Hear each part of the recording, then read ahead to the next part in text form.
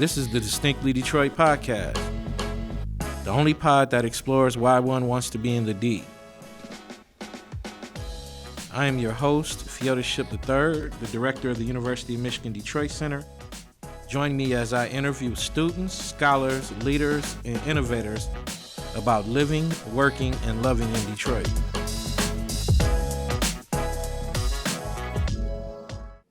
Welcome back, ladies and gentlemen, to the Distinctly Detroit podcast, the only pod that explores what makes one want to be in the D. Today, we have the pleasure of interviewing a native Detroiter that is passionate to his core about music, art, history, and his beloved city. He is a graduate of Wilberforce University with a bachelor's degree in marketing. He is the founder and president of Detroit Musics, a nonprofit organization dedicated to helping young people find their talent and learn more about the music profession. He is also a leader with the Parent Think Tank and a major contributor to the Papa Was Project. Ladies and gentlemen, we're very excited to have Sam Donald. Welcome. Thank you. We're very glad to have you here, sir. I feel good hearing about myself. Oh, well, we try to, it's one of the reasons why we bring folks on is we want them to, know that people are paying attention to their work and that we want to showcase it to the people in Southeast Michigan, and we're very glad to have you here. I'm very glad to be here. Okay. So can you please tell us more what Detroit Musics is? Detroit Musics is a nonprofit organization that does this. We honor artists of the past. We celebrate current artists, and we develop and train artists of the future. And Detroit Musics, DetroitMusix. So it's the initial six, or firmly the six genres of music of which Detroiters, and we know when we say Detroiters, we mean Michiganders, of which they have excelled. So jazz, gospel, R&B, emphasis on the blues, rock and roll, rap / hip hop, and techno. Techno. EDM. Okay. See, you just started the argument, but keep going. Oh, they're different. Techno and EDM is different. There are so many subgenres of techno properly to where, man, it backspins to me more than any other genre of music that there is. Okay. So EDM falls in, and in 2023, we would say the most popular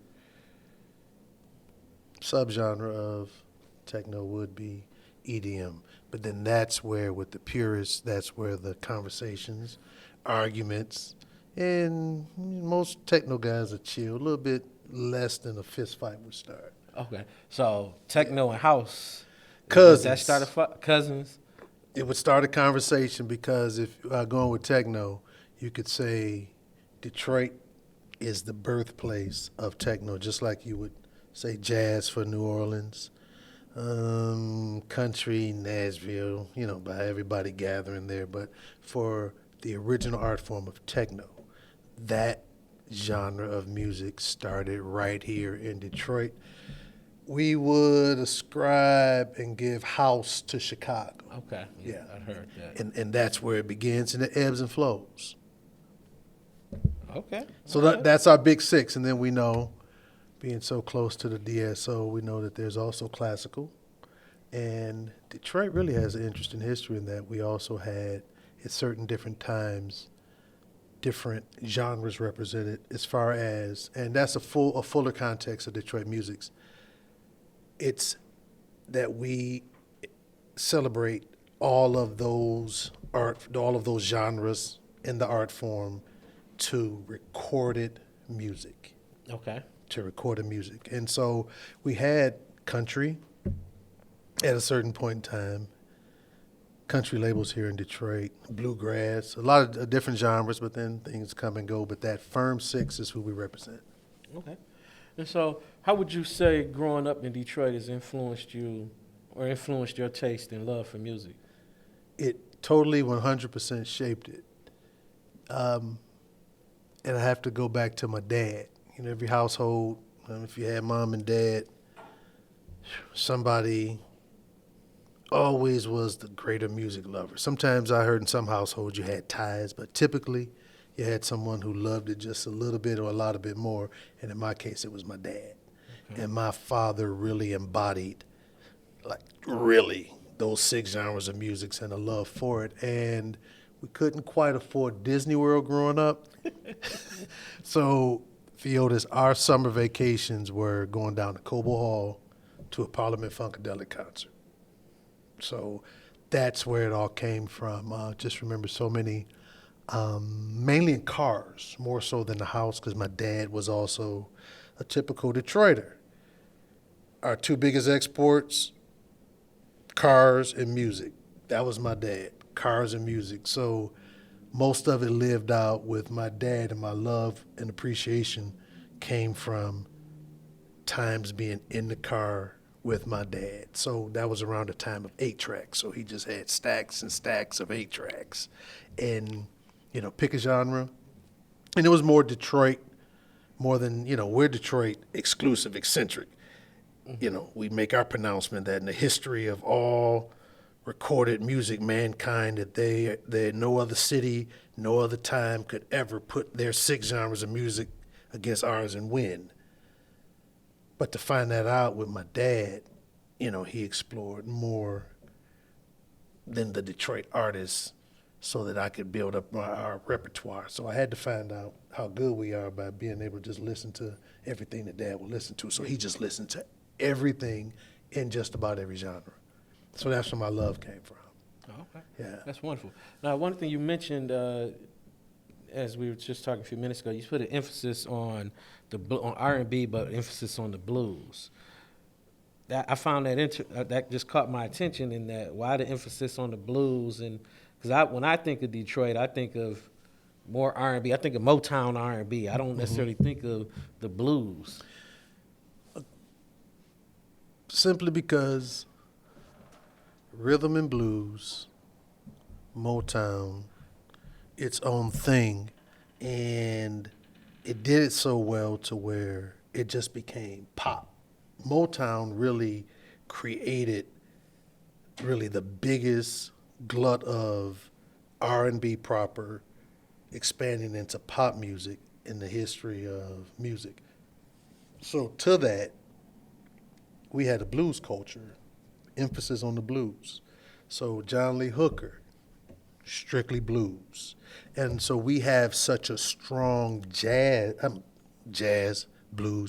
blues tradition, blues artists, to where it deserves its own emphasis strictly because of the fact that there were enough strong artists here in the city to where it deserves to be counted with emphasis.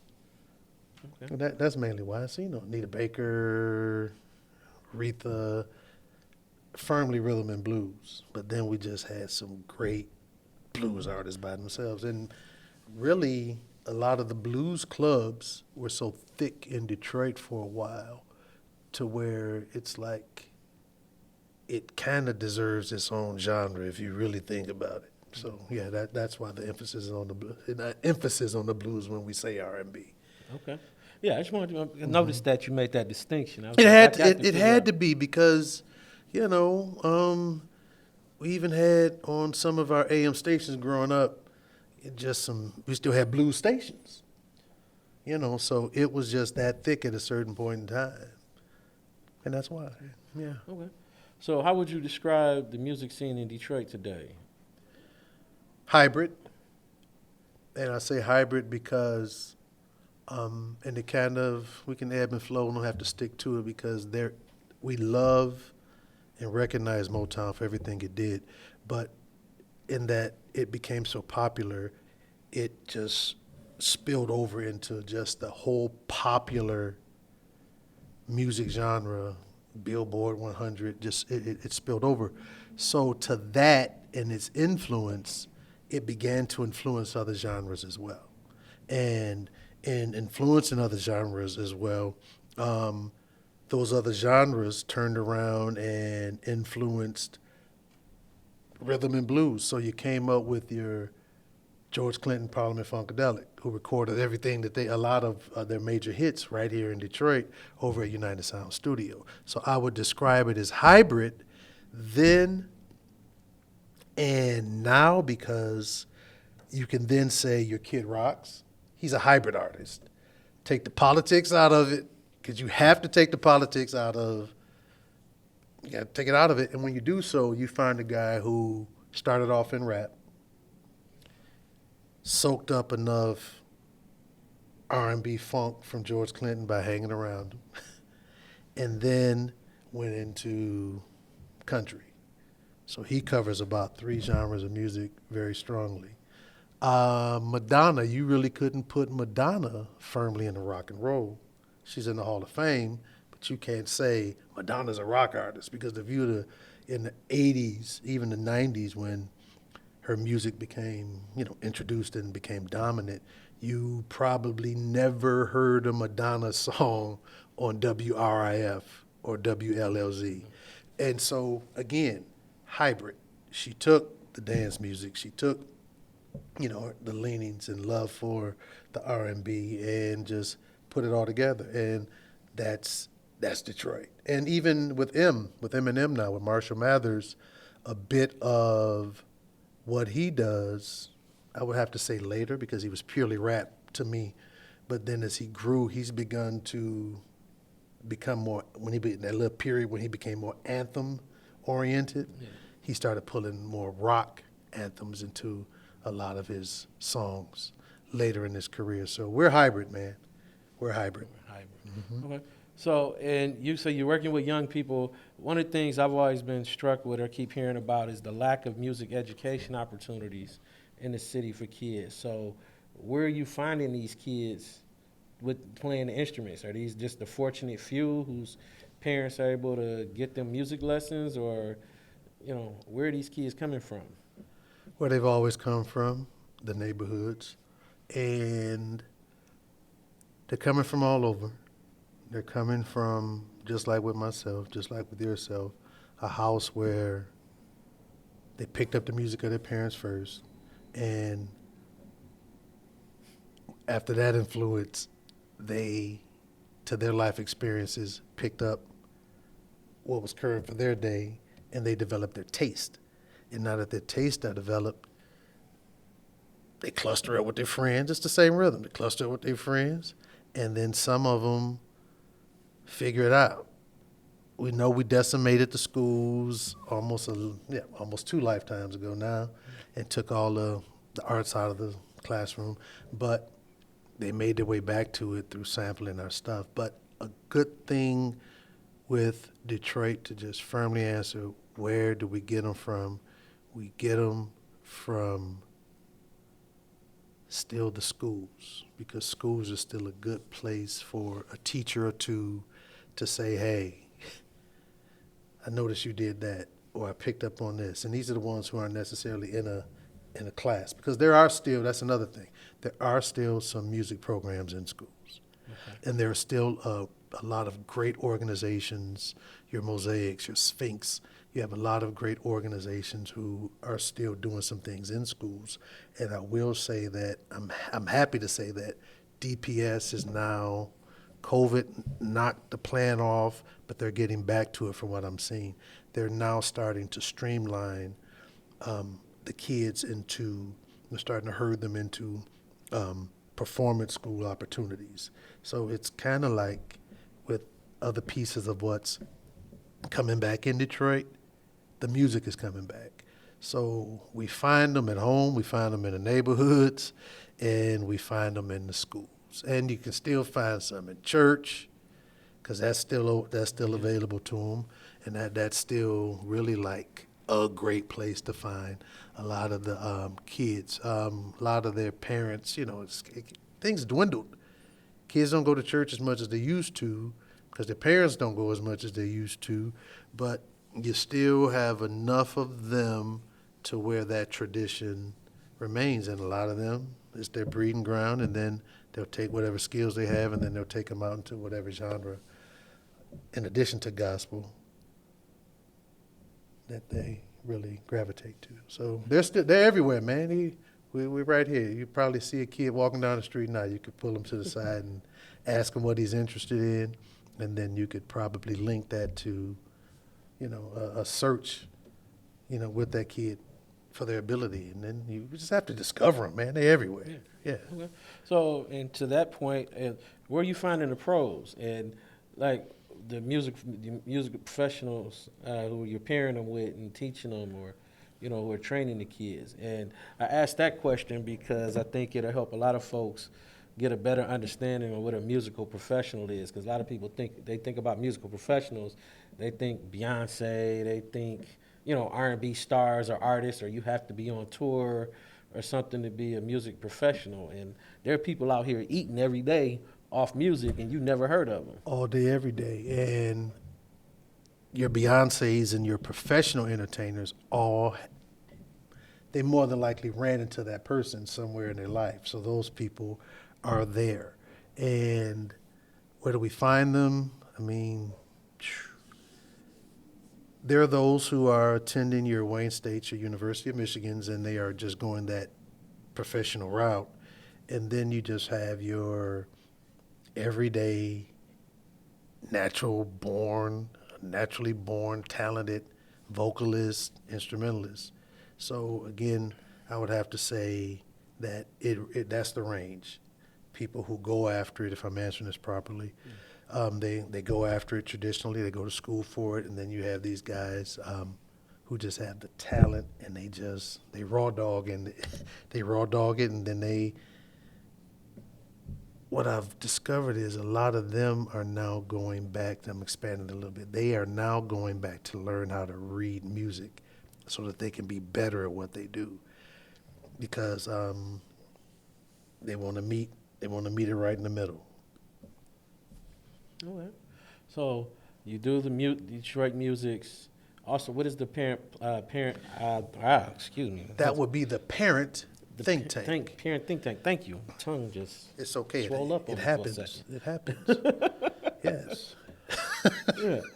So there's a certain flow. You work with young people. Obviously, you probably saw a need to work with parents. Because it doesn't work in school. I worked, and I still work in education at Oakland University. And here's the thing that I found out with kids. You could take a kid, and it can be math, it could be reading, writing, arithmetic, or whatever. Music, whatever. You follow that kid home after you've taught them for 6, 7 hours a day. They can go home and unlearn everything that they learned if they're in an environment that's conducive to them unlearning when they get home. So the parents in that, and I went back to school because there's that pyramid. There's a school, there's a kid, his or herself, and then there's the parent. That's what makes it up. So the parents are important. So to keep that unlearning and that encouragement to take place at its optimal, the thought was I have to reach the parents too, because they're the encouragers. I mentioned my dad. My dad encouraged me, mainly through example, and then through, he wasn't a musician or anything, but just he exposed me to, positive things. So it's the parents being involved and being actively engaged in academic or social lives of their children that makes it important. So the parent think tank is the other flip of my coin, the other side. When they're involved, their kids are better. So our theme is strong parents, strong families. So when we can strengthen, we can do what we can just to help strengthen the parents in the needed areas of their lives, we can then have a strong family. And so that's where Parent Think Tank comes from. Okay. So what type of programs and activities do you put on through the Parent Think Tank? Parent Think Tank, in the marriage of the music and the parents, we're doing something that, and I hope I'm not cutting off where you may be headed, but we merge the two with a program called the Papa Was Project. And this smart guy once gave us the way to term it. This guy named Fieldship III. He said, use music as a prompt. And when he said that, I'm like, yeah, I'm going to say that forever. So this is what we do.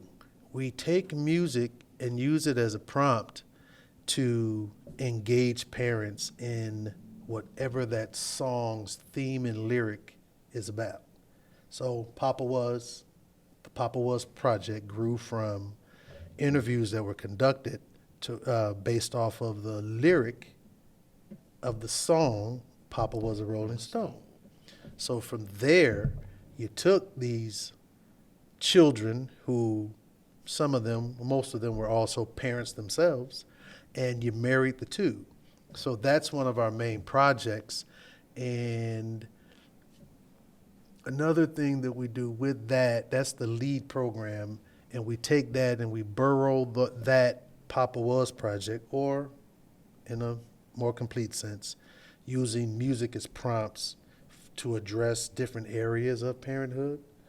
We then take that and we burrow that into agencies. So we have some partnerships with organizations. Well, we have our music organizations first, your One Band Globals, and Detroit Music. So it's the cheat. You just flip the coin, and then we're right there. And we're doing some things. We had a program at Motown Museum, so they were an associate partner, and now we're approaching them to, from their catalog, address different areas of life. So there's that Motown catalog, and then there's this catalog period that you can take a song and you can apply it to any area of life. Drugs, we got a bunch of songs about drugs. Falling in love for the first, second, or third, fifth, sixth, seventh, eighth time, there it is. Or if you just meet that one special person for the first time, and there's that song. So there's music that matches every area of our life. So with music being the soundtrack of our lives, we pair that in our approach to parenting.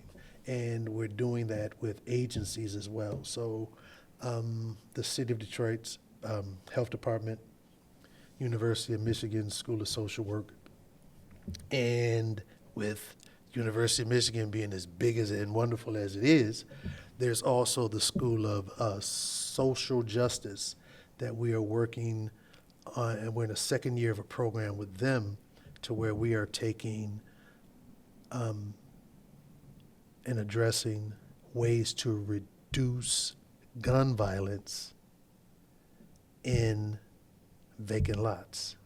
So we are looking to find ways to reuse vacant lots throughout the city of Detroit. And our contribution is coming up with programming that will help it to be sustainable, because, over the life of a grant, 3 years and you're out. Yeah. It happens with anything. Pistons can come into town, map out parks where they're going to just put basketball rims and everything, boom. Those nets fray, the courts get old, and it becomes a matter of the continual commitment. So that's another part that we are really interested in helping with, to where after the grant is gone, the research has been performed, that we will have contributed to the ongoing reduction of firearm use throughout the city of Detroit. Just simple things. Yeah. Yep. I like the idea of turning Thank a lot you. of empty lots into community gathering spaces, different things like For that. for reasons other than just coming together and just shooting And shooting each somebody. other. Yeah, that's yeah. much. Bang. Yeah, we're not looking for the drawdown spot. at Bang, all. bang, yeah. Yeah. Yeah, we're not looking for that. So you mentioned one of your partners is the School of Social Work, and I've always been kind of curious is how did you manage to establish a partnership with the School of Social Work, U of M School of Social Work? Okay. Time flies. When COVID started, in the parenting spaces that I was in, surviving, and forgive my pauses, addressing a need to support fathers during the time of COVID led to my being in meetings with a joint effort from U of M School of Social Work and Wayne State University. So Dr. Rich Tolman, and at Wayne State, Dr. Carolyn Dayton, basically, simply put, started gathering agencies that were dealing with fatherhood. I was a part of that, and it's gone on for, man, 2 years now. 2 years now. And so within that group, the flip of my coin with the music came up. So supporting Detroit Bass Day, Kern Brantley, you got to go for support. And so I'm a part of this team, and naturally, you think big, you think U of M probably has some way to support this effort. So I naturally brought it to the team, and Dr. Rich Tolman loved it. And Detroit Bass Day was handling Papa Was a Rolling Stone, the 50th recording anniversary of that song, the Temptations version.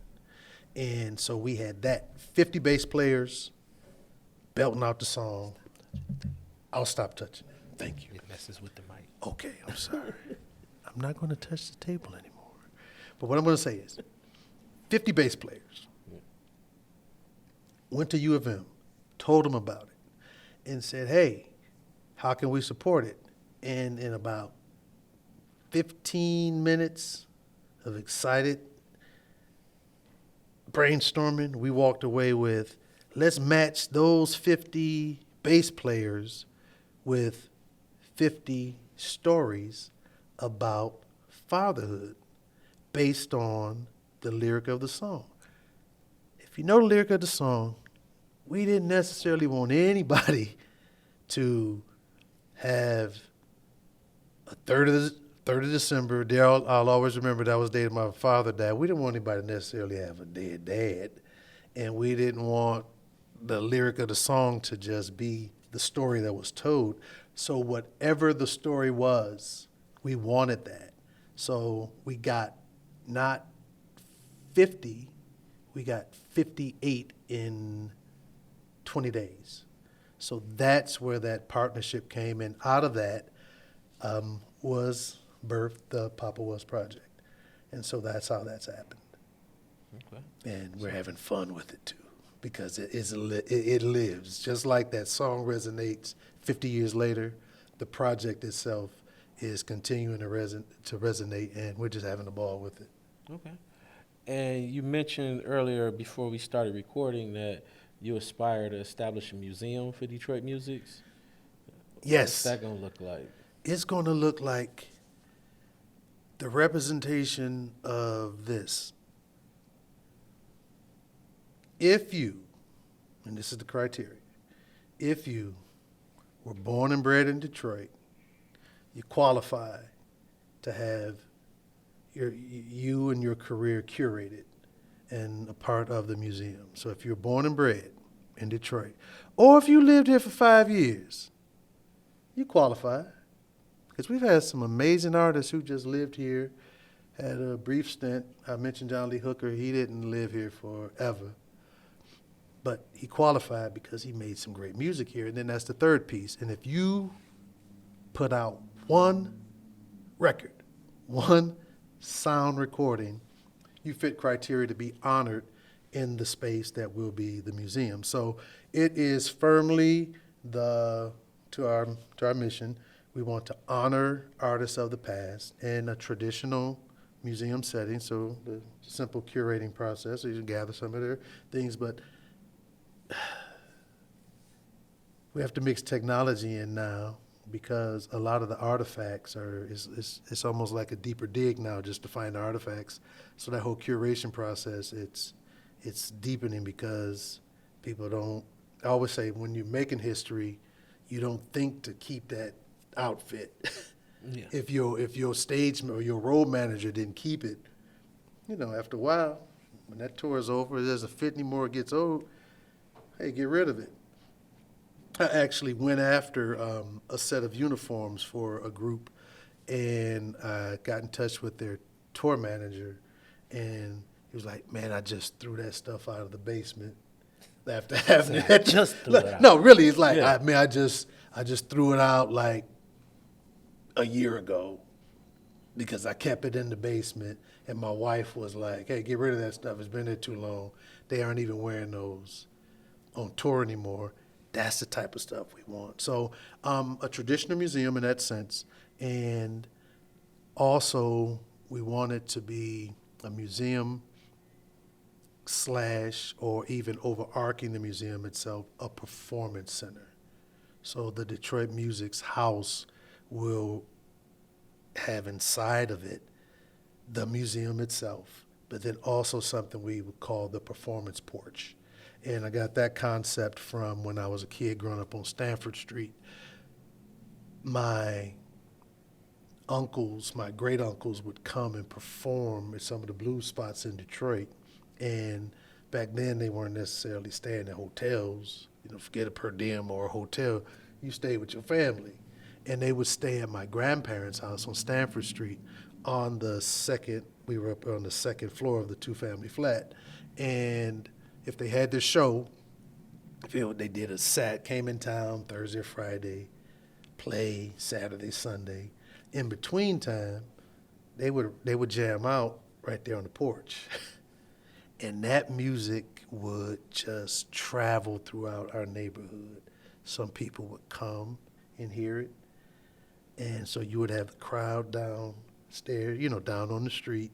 And then and then if you went far away, you could hear it for blocks and blocks. So we want a performance porch. So just basically a performance aspect of it as well. And then just some requisite things at this point, recording spot, podcasting spot. But those are the two main staples that we do want to have at the Detroit Music's house. So those 6 genres of music, those qualifiers, and then we want to recognize you. And then we'll attach that to a lot of ongoing activities, such as, again, with technology, we want to have on our YouTube channel just a capturing ongoing, because we're still making music here in Detroit, just an ongoing building of an A to Z video library.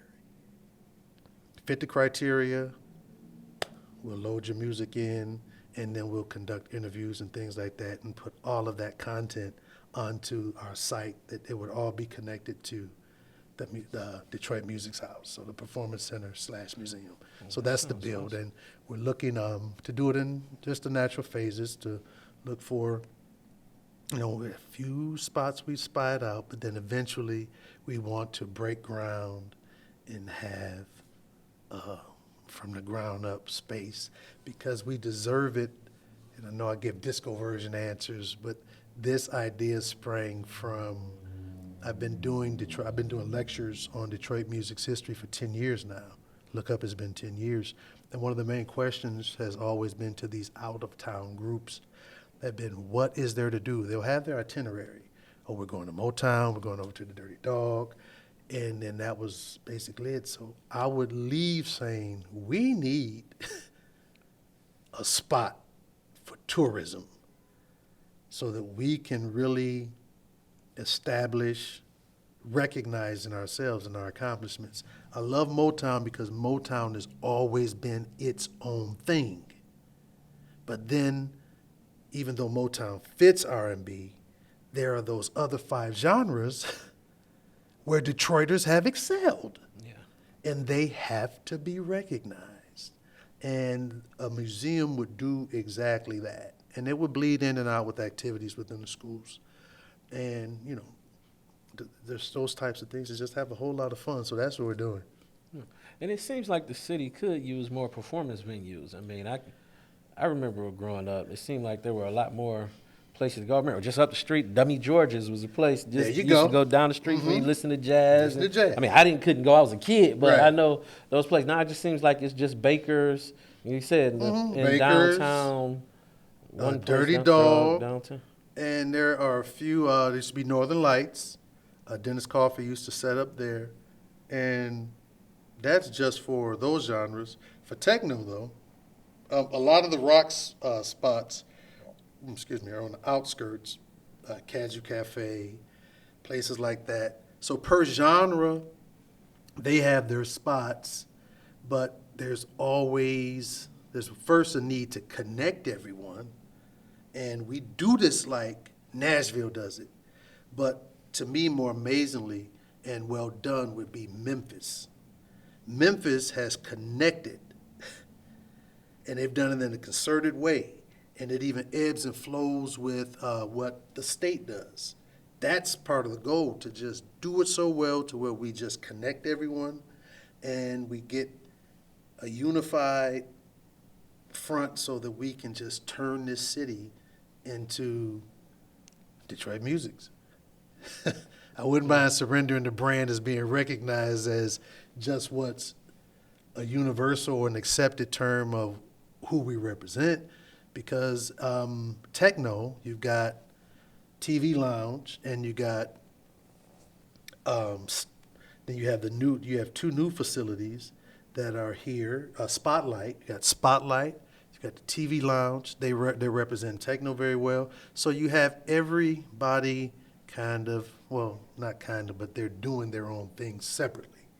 So we just want to, bring everybody together, and if it funnels through, the house. But again, Memphis, Stax, Sun Records, where Elvis and all those guys were, and Stax, Sun, Elvis, and the whole mansion, Graceland, and all of that. And then they have another museum. I think it's kind of like state-run, Fieldis, and they mix their heritage of blues and rock. So it's like a blues rock type thing. And they kind of operate as a consortium. So that's needed here in Detroit as well. Okay. Changing it up just a little bit. Sure. The city, okay, we talked about Papa Was, we talked about Detroit Musics and performances and Think Tank and Bass Day. What would you like to see for the city? What is the city missing in terms of music, other than your personal museum or whatever? What elements are missing from the city music wise, or where could the city grow, come together a little bit more? We could use, and I'm giving away the blueprint, and it's okay because we're gonna do it together.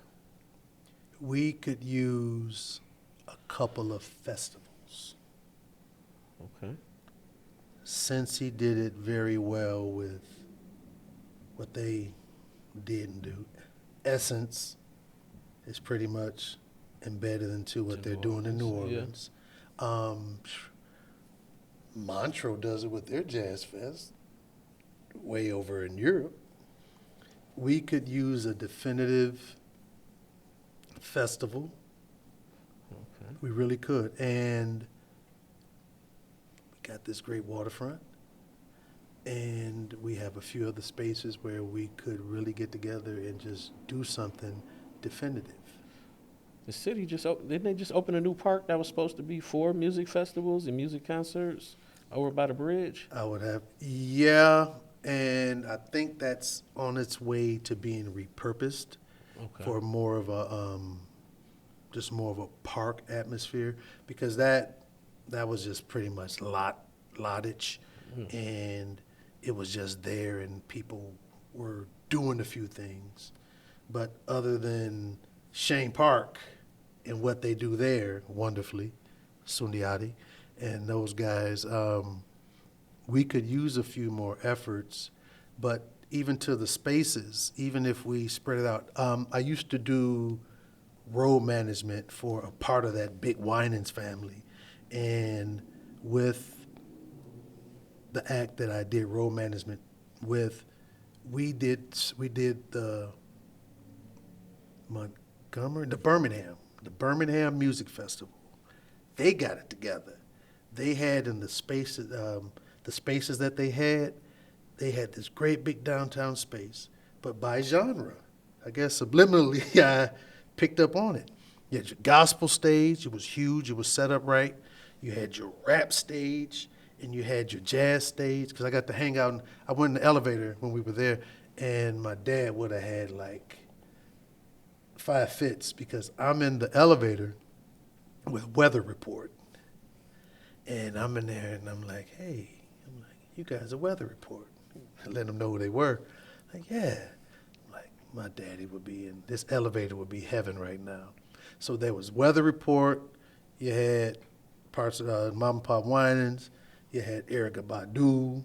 You had a couple of others. I don't know who all was there for rap squarely.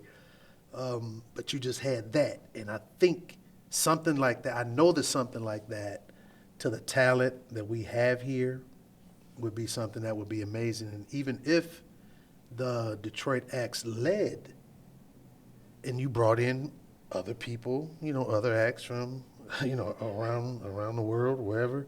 But if it was a Detroit led effort, I think that it could be wonderful.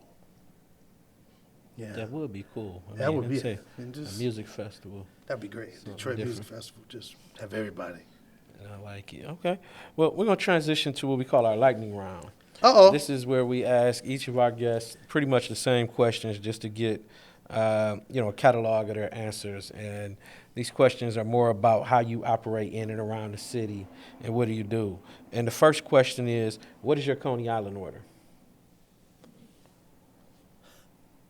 Chili fries, no cheese. And cheese, man. Okay. You don't put cheese on, and mind you, I'm qualified with this to let you all know. Where's the camera? No cheese. That's your camera right there. Thank you. For you too, but for you especially. No cheese on your chili fries, people. Okay? That's a fat man answer. You have to just trust me on it. The cheese is a little bit too much. All right, so it would be really a combo. So I would do to my leanings right now a corned beef combo, put some chili on the chili fries, and a lemonade with no ice. Okay. That's my combo. No ice, no water down. No ice. Who is your favorite Detroit athlete? Elijah said to say me, but I didn't want to lie. So the truth would be Isaiah Thomas. Got to ride with Zeke all the way through. In my lifetime, he was it. Okay. Verner's or Fago? Yes. Exactly. As long as it's cold, yes. Mm-hmm. Okay. Deep dish or pan pizza? Wow, deep dish. Mm-hmm. Favorite Motown artist? All of them. But let me narrow it down. Okay, common sense to me would be Marvin Wonder Jackson. That's his name, Marvin Wonder Jackson. That's my guy. But I'll wrap it up and I'll just say Stevie because his input has gone from childhood all the way up to right now, and his influence. He wrote it out. And his talent emerged. You could go with Michael, but Michael came here, did great things, so he qualifies. But as far as a Michigander, a Michiganian, who from childhood all the way up to adulthood had breakthroughs as a singer, and then as a musician, and then as a songwriter, and then as a producer, and then as an entertainer all the way through, gotta go with Stevie. Other ones fall short. Marvin, love him, but he fell short. Decent songwriter, but not as prolific as Stevie. They even tried to do one time, Barry would do these verses, before verses, he would pit two of his artists on a bill, and for a few different reasons, but Stevie blew him out. He had the kids' sympathy thing, but even with all of that, they would always say that you really did not want to come after Stevie Wonder on stage.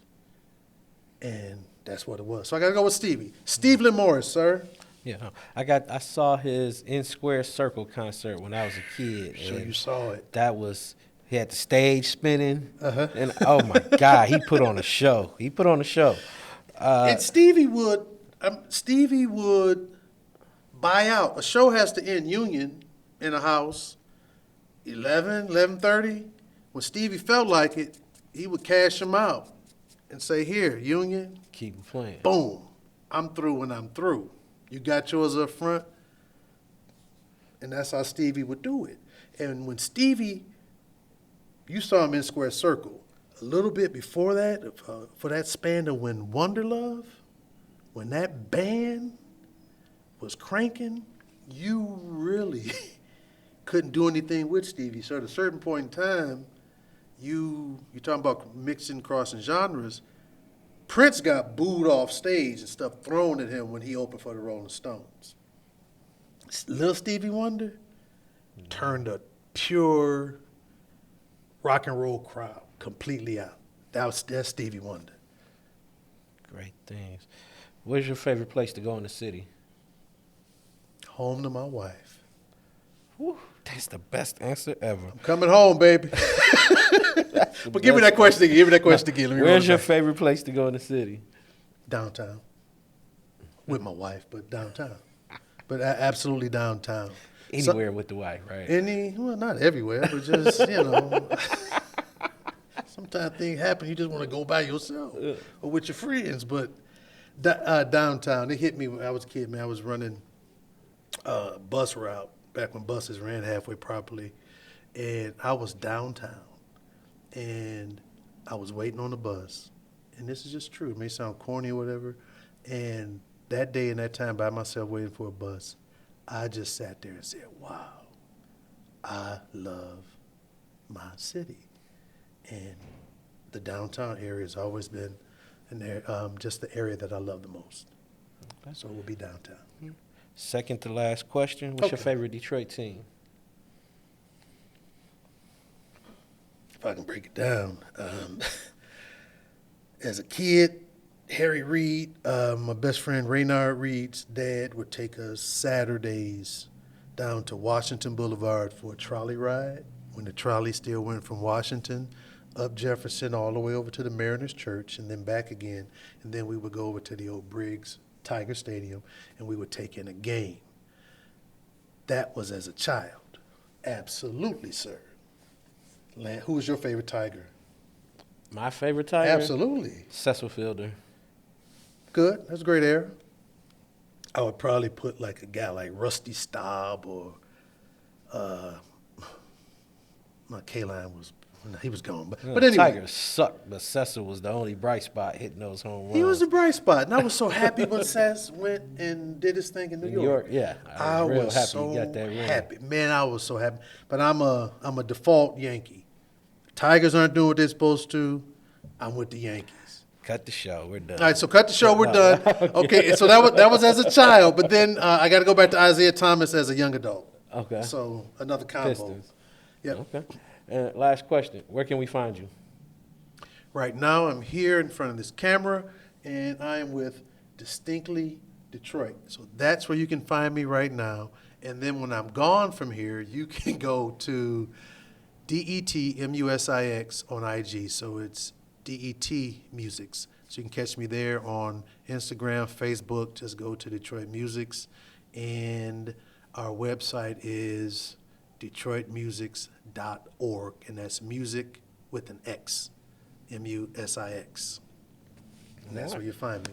Thank you, Sam. We really appreciate you coming on. There you have it, ladies and gentlemen. Sam Donald.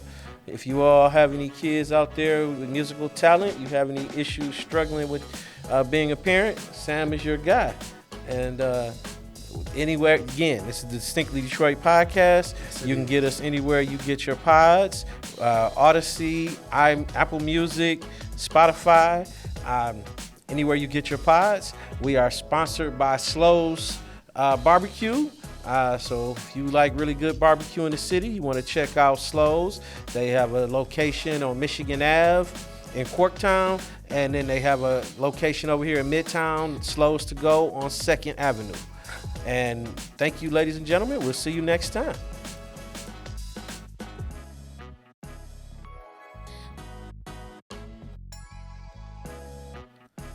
Thank you for listening to the Distinctly Detroit podcast. This is a production of the University of Michigan Detroit Center, and you can find us anywhere you get your pods. Please rate, review, and subscribe. This podcast is directed and produced by Marlon Franklin, edited by Taylor Henniger, with writing contributions by James Neely and Leah Allen. Thank you for listening.